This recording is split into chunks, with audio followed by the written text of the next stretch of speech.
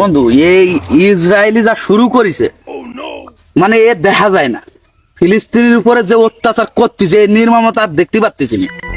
মাঝে মাঝে কি মনে হয় জানিস, দাও একখান গাড়ে বাদায় নিয়ে চলে যায় ইসরায়েলি, জয় শক্কটা কুপায় খান খান করে থুয়ে চলে আসি। না তা তো বুঝতে পারিস, তা তোর এত রাগ, তা তুই বসে রয়েছিস কা?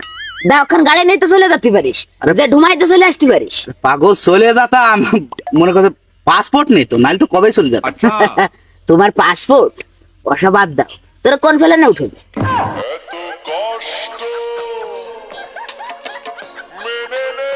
মনে কর যে তোর উদ্যোগে আমি বিশাল খুশি, তোর কথাটা শুনে। মনে কর যে ইসরায়েলের প্রতি জানে আমি তীব্র নিন্দা, মানে মনে তো জানাই মনে কর যে এত পরিমাণ ঘৃণা। আর মনে কর যে ওকে দিন গেলে যে পরিমাণ গালাগালি দিলে, আসলে যদি মানুষ প্রেগনেন্টে মারা যেত, তো সর্বপ্রথম ইসরায়েলরা প্রেগনেন্টে মারা যেত। মানে এত বড় নির্যাতন আমি আর সহ্য করতে পারছি না। মানে আমার মানে এই হৃদয়টা বেকুল হয়ে যাচ্ছে, মানে কান্তি কান্তি অধরে পানি ধরে যাচ্ছে, কিন্তু কোনো ভাষা নেই।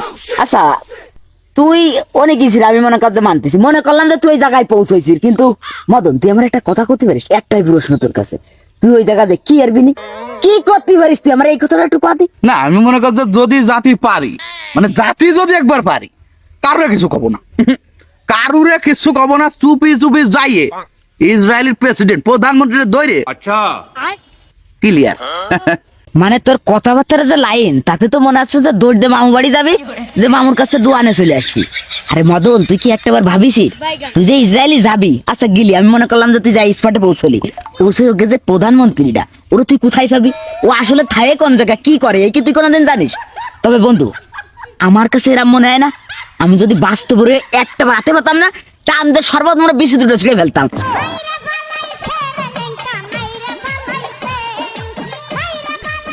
হ্যাঁ প্ল্যানিং তোরটাও ভালো চলে, বেশ খাটানো যায়। যদি আমি জাতি পারতাম কোনো কায়দায়, যদি খালি জাতি পারতাম, প্ল্যানিং তোরটাই খাটাতাম।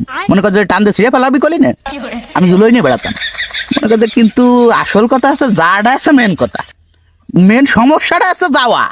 মনে কর যে আমরা এনে যত কথাই কই, মনে কর যে আমাকে কথাই কোনো ঘাস জল খাবে না, আমাকে খালি মনে কর যে ওই অবাক দৃষ্টিতে চাই থাকতে হবে।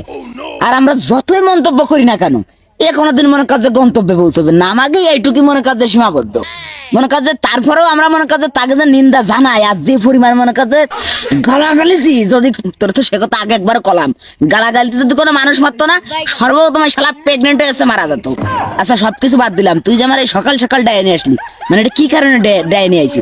ও হয় তোরে মূলত ডাইসি, মানে একটা ইমার্জেন্সি কাজ ছিল বন্ধু, এই জন্য তোরে ডাইসি। अच्छा তা মহারাজ আপনার ইমার্জেন্সি কাজটা কি, সেটা যদি একটু কয়ে দিতেন তাহলে ভালোই হতো। তাহলে শোন, ওই যে কি আজকে